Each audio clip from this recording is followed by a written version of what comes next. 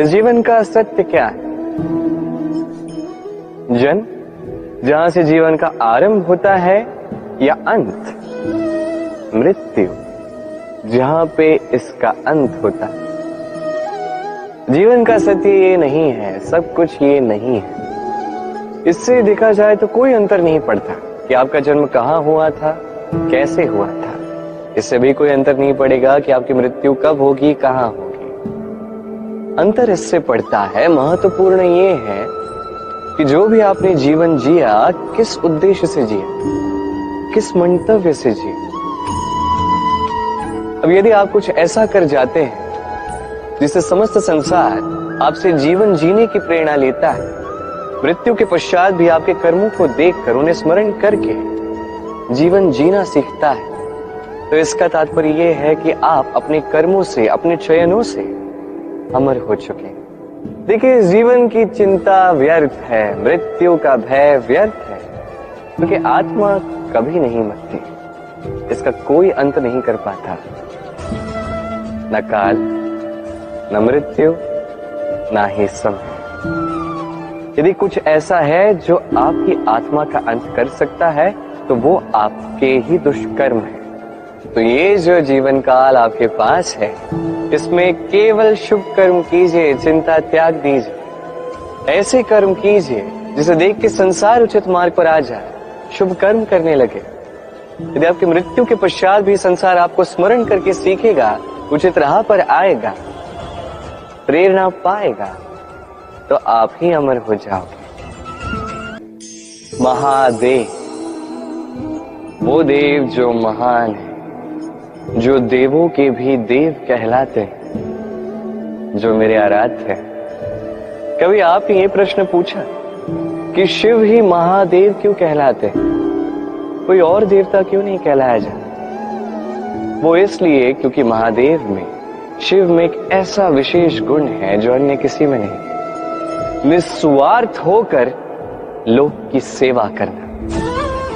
यदि आवश्यकता पड़ जाए, यदि सृष्टि पर विनाश की स्थिति मंडरा है, तो अपने प्राणों की चिंता किए बिना हलाहल ग्रहण करने के लिए भी सज्ज रहते हैं महादेव। और इसी अद्वितीय त्याग के कारण शिव ही महादेव कहलाते हैं। अब यदि मनुष्य भी निस्वार्थ भाव से स्वयं को अर्पित कर देता है इस लोक के कल्याण के लिए, उसकी सेवा के लिए, तो वो भी महापुरुष, महामनुष्य बन सकता है। यदि किसी को भूख लगी तो अपनी थाली से आधा भोजन उसे दे दिया।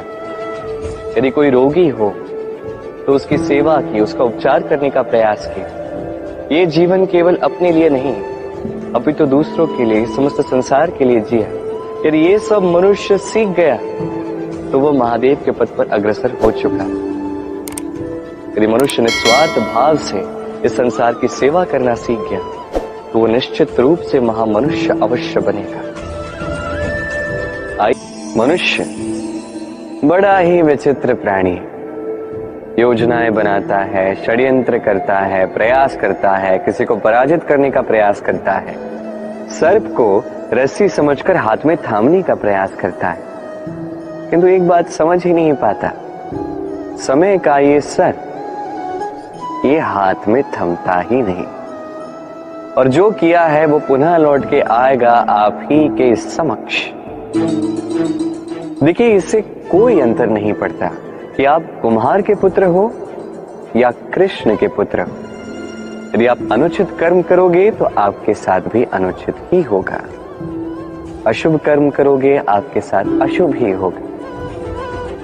कुरुवंश अत्यंत महान वंश था। कुरुवंश क्या हुआ उसके साथ? पूरा का पूरा वंश ढह गया। कारण उनका मंतव्य अशुभ था। वहीं 5 वनवासी पांडव महाभारत जीत गए, कारण उनका मंतव्य शुभ था। स्मरण रखिएगा, शुभ की अग्नि जलाओगे शुभ का ही तप पाओगे, अशुभ की अग्नि जलाओगे नरक में ही जलोगे। जीवन में सीखना अत्यंत आवश्यक है। अब क्या क्या सीखना है, ये सिखाने के लिए भी अनेक शिक्षक हैं, किंतु क्या नहीं सीखना है और क्या नहीं करना है, ये हमें अपने अनुभवों से ही सीखना पड़ता है। अब इसका अर्थ ये नहीं, यदि आपको सीखना है कि अग्नि का ताप क्या है, तो आपको अग्नि में ही हाथ डालना होगा। नहीं, किसी और के अनुभव से भी सीख सकते हैं। प्रश्न ये उठता है कि क्या आप सीखना चाहते हो या नहीं।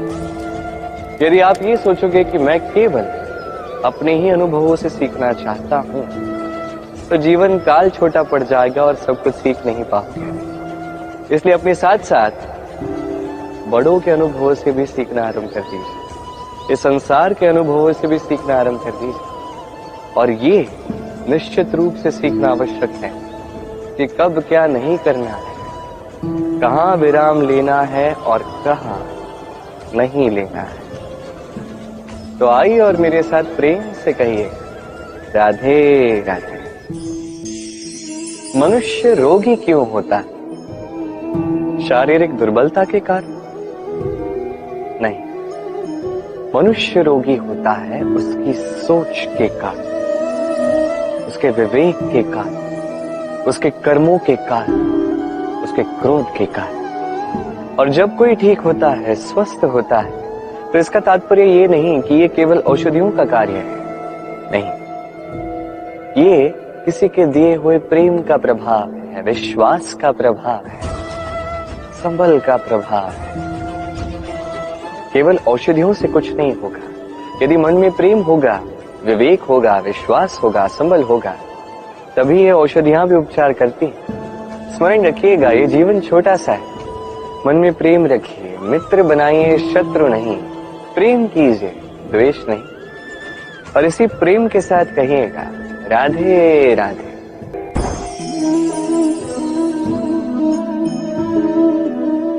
शांत, सुखद निद्रा मनुष्य के जीवन का एक अत्यंत महत्वपूर्ण सुख और आवश्यकता थी।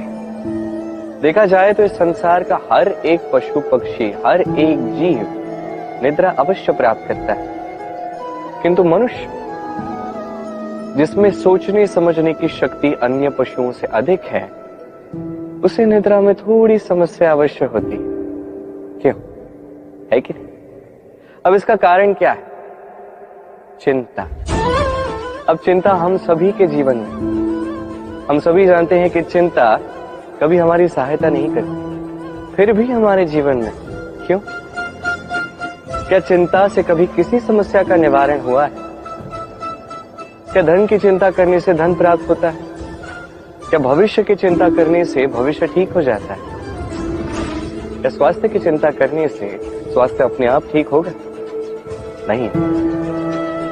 तो इन सब से हमें एक छोटी शिक्षा अवश्य प्राप्त करनी चाहिए। आप भी अपने कांधे से चिंता का ये भार हटा दीजिए और इच्छाएं, ये सारी इच्छाएं साथ आकर हमारे मन में चिंता उत्पन्न करती है, तो इन इच्छाओं को भी त्याग दीजिए। प्रकृति के प्रेम पर विश्वास कीजिए। स्मरण रखिए, जो चिंता मुक्त होगा वो चिता मुक्त होगा। चैन की निद्रा पाइए और निद्रा को जाने से पूर्व मेरे साथ प्रेम से कहिएगा, राधे राधे। आज मैं आपको ऐसी कथा सुनाऊंगा जो मेरे नंद बाबा ने मुझे सुनाई थी जब मैं छोटा सा था। कथा एक साधु और एक बिच्छू की। एक बार एक साधु नदी के तट पर स्नान कर रहे थे। उन्होंने देखा कि जल के प्रवाह से एक बिच्छू बहे जा रहा है। उसके प्राण बचाने के लिए उन्होंने उसे उठा के तट पर रखने का प्रयास किया, किंतु जैसे ही उन्होंने बिच्छू को उठाया, बिच्छू ने उन्हें काट लिया। साधु ने पुनः प्रयास किया, उसे उठाया, बिच्छू ने पुनः उन्हें काट लिया। वो पुनः प्रयास करने गए, तभी शिष्य ने उनसे पूछा, ये आप क्या कर रहे हैं गुरुदेव? ये सब क्या है? आप उसी के प्राण बचाने का प्रयास कर रहे हैं जो आप ही को काट रहा है। गुरुदेव ने उत्तर दिया कि वो बिच्छू होकर अपना कर्म कर रहा है, अपनी प्रवृत्ति, अपना व्यवहार बदल नहीं रहा, तो मैं साधु होकर क्यों बदलूं? इसका तात्पर्य सरल है।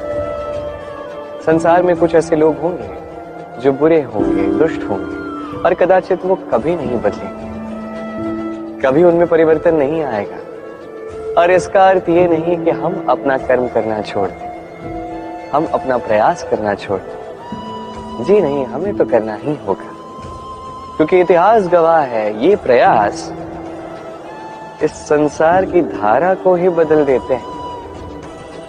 तो आप भी आइए और मेरे साथ प्रेम से कहिएगा, राधे राधे। सत्य क्या है ये सत्य?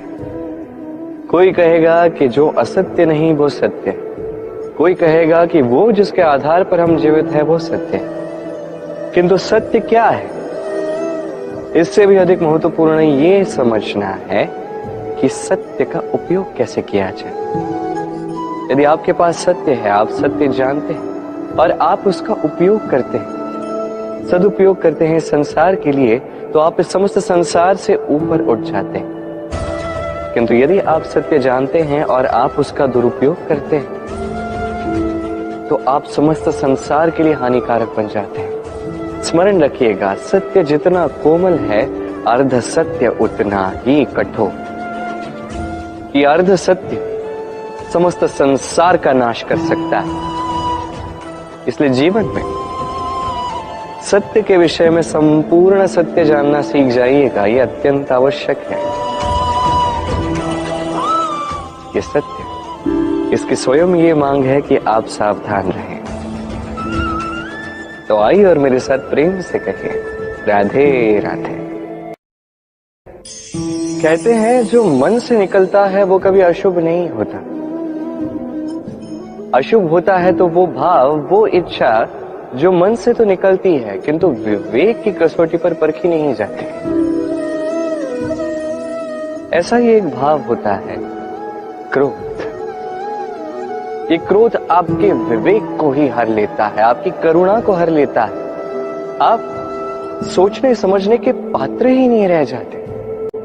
अब यदि आपको इस संसार पर नियंत्रण करना है, भविष्य पर नियंत्रण रखना है, वर्तमान पर नियंत्रण रखना है, तो पहले क्रोध पर नियंत्रण रखना सीखना ही होगा। क्योंकि ये क्रोध आपका मित्र नहीं है, ये आपका बल नहीं, आपकी दुर्बलता है, और ये शत्रु की शक्ति को बढ़ाता है। अंत में हानि आप ही को पहुंचती है। तो इस क्रोध को नियंत्रण में रखिए। दुष्टों के मंतव्य अपने आप असफल होते जाएंगे।